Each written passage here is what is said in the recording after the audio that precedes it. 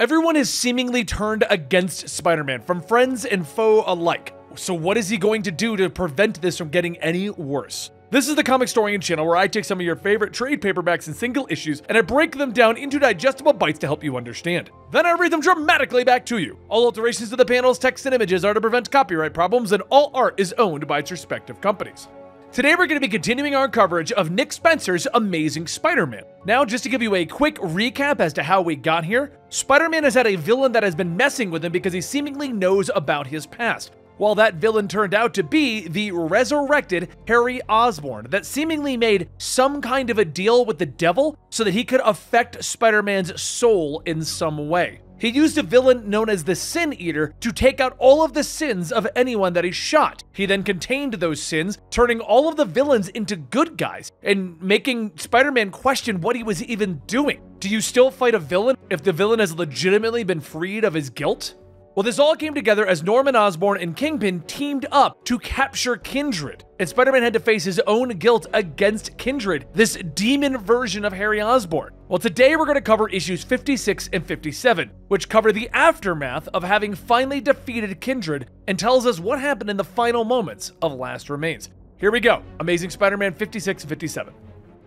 Mayor Wilson Fisk stares out the window of his office, Norman Osborn at his back. "And you're sure it's him?" he questions. Norman nods, placing a photo of Kindred on the table. "At long last, I have him." Fisk sighs as he glances at the photo. Yet Norman knows of the two previous encounters and suggests that they meet on more favorable terms. "And to what do I do of this most generous offer?" Fisk questions, and Osborn smiles. "Let's say that Kindred and I have our own history. I thought perhaps that we could help each other." Norman explains that he has set a trap and that he has already found a woman to act as an unwitting diversion, yet he has no way to trap the demon.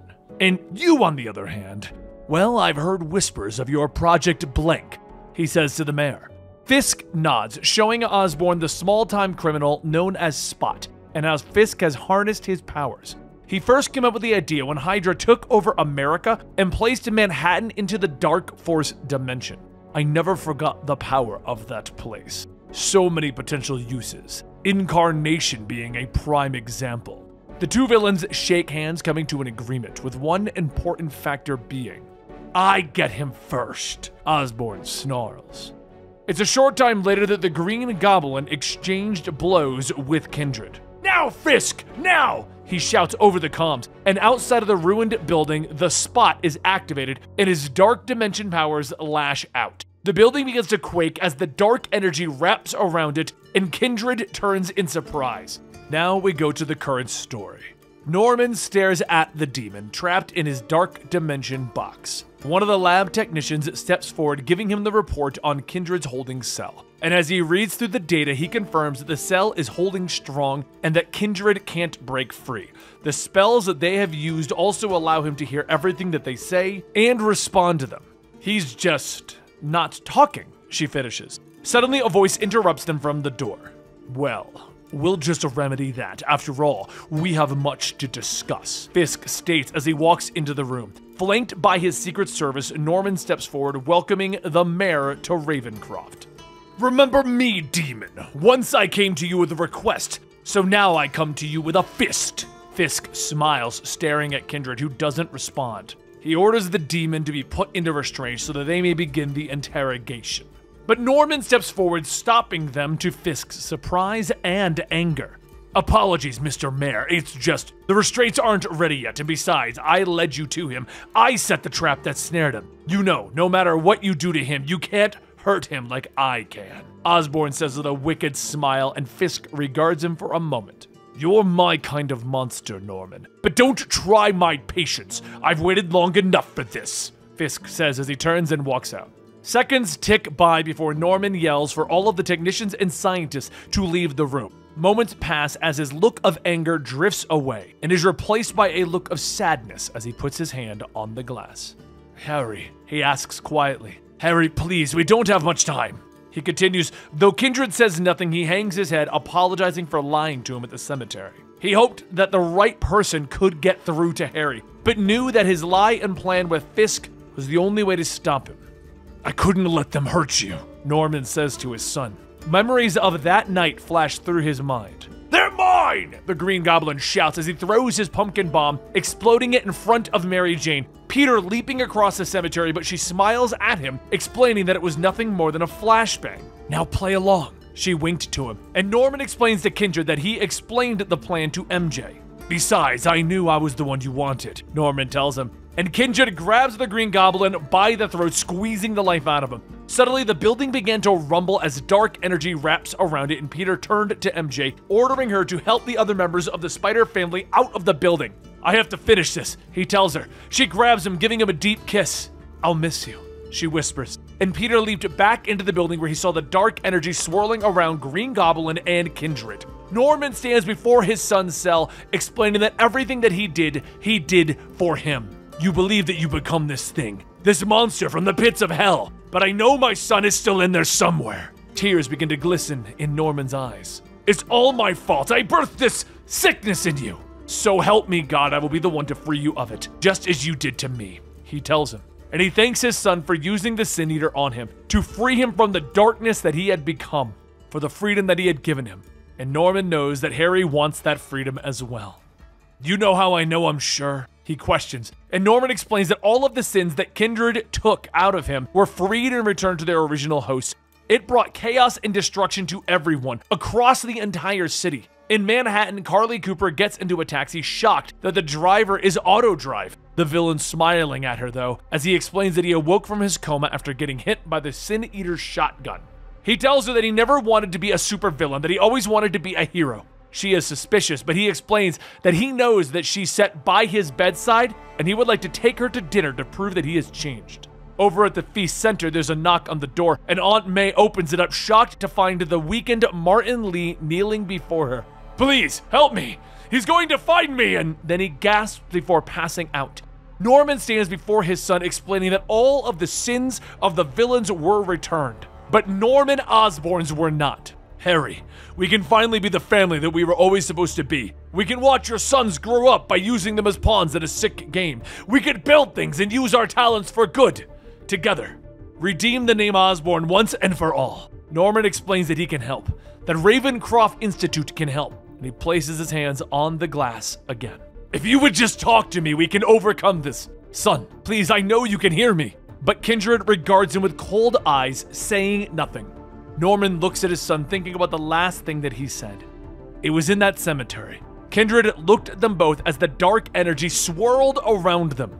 "Oh, good. We're finally alone. This is all I ever wanted, you know, the three of us together. I'm sorry I needed you to suffer like I did. That's the only way you can see the truth. The only way you'll remember what you did," Kindred said to them, and he points at Peter, explaining that just fighting him would have allowed Peter to turn it into another superhero moment, and that the Goblin would never allow Norman to feel pain. So Kindred took the Goblin away, and now pain is all you are. The dark energy beginning to solidify around him, and he explains that it didn't matter, that the two still didn't remember. "That's how powerful lies are," he tells them, but he explains that this will start it. Now they'll dig deeper and deeper and discover the truth that they have been running from.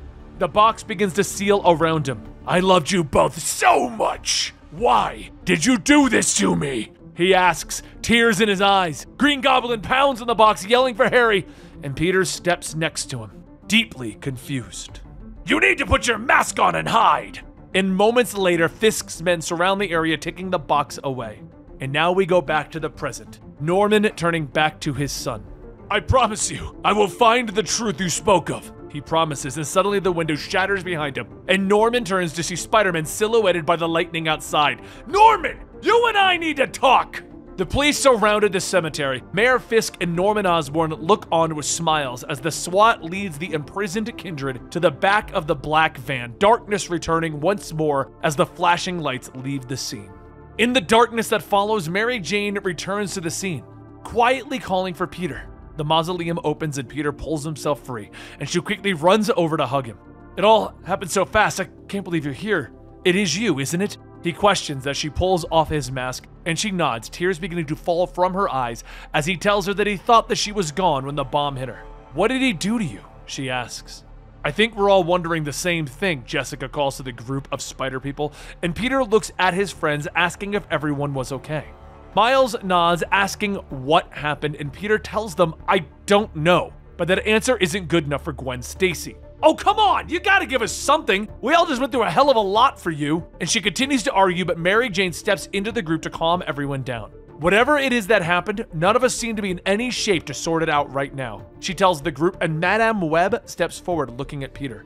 You deserve answers. Now's the time to get them. But Peter, it will be, she explains. And now, back in the present, Peter is standing in Osborn's lab in Ravencroft Institute. Now I want answers, Norman! Spider-Man snarls, and Norman holds up his hands, backing away from the web slinger as he tries to explain what happened last night and how he would never let anything happen to Mary Jane. But anger lashes out of Spider-Man as he punches through the computer behind Norman. You don't ever get to say her name, he snarls, whirling back to Kindred. It's always because of you, isn't it? Just another victim of the Green Goblin. And he turns back to the men, commenting how he thought that things would change after Norman was shot by the Sin Eater. But here you are, the same old lying monster.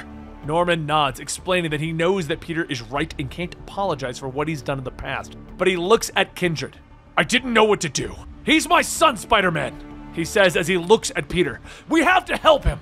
Meanwhile, in the darkness of the cemetery, the spider people have gathered once more. He needs our help, Silk comments. This isn't the end. This is the beginning. Something big is coming. Jessica nods in agreement. They know that Kindred isn't finished, and all of the sins that he released are causing chaos and destruction. If only someone could tell us what we're going to do from here. But Madame Web looks at them all. Easy.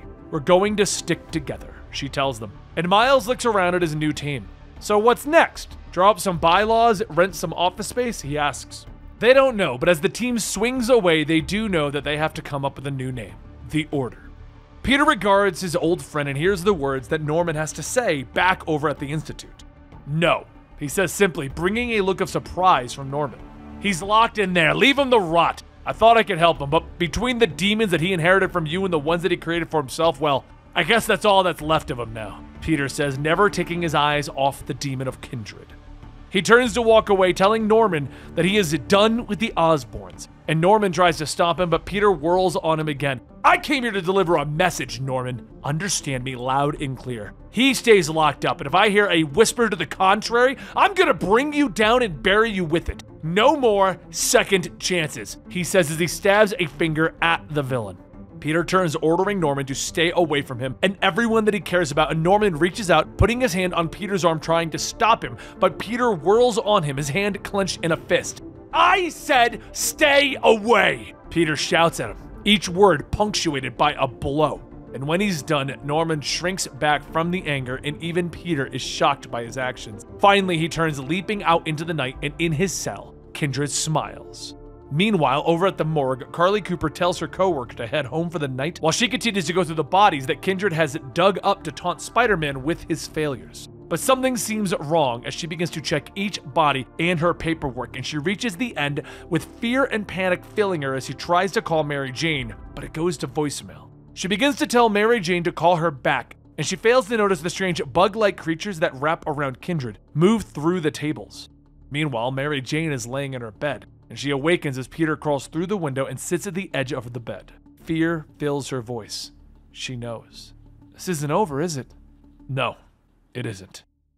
And there you have it, a little bit of a bridging series of issues. 2 issues that basically tell us that this isn't over and that Kindred isn't going away. So we're going to need to get to the inevitable conclusion. Make sure you check back here at Comicstorian on a weekly basis as we catch you up on the Amazing Spider-Man coming to the conclusion of Nick Spencer's run. What do you guys think about this overall, though? Let me know in the comments down below what you think about Harry Osborn, Norman Osborn, or just what's been going on here at Nick Spencer. And I'll give you a little bit of a spoiler. Next week, we're going to find out what's going on with Mr. Negative in a 3-issue arc. So I hope to see you guys there, and thank you so much for your continued support. I'll see you next time.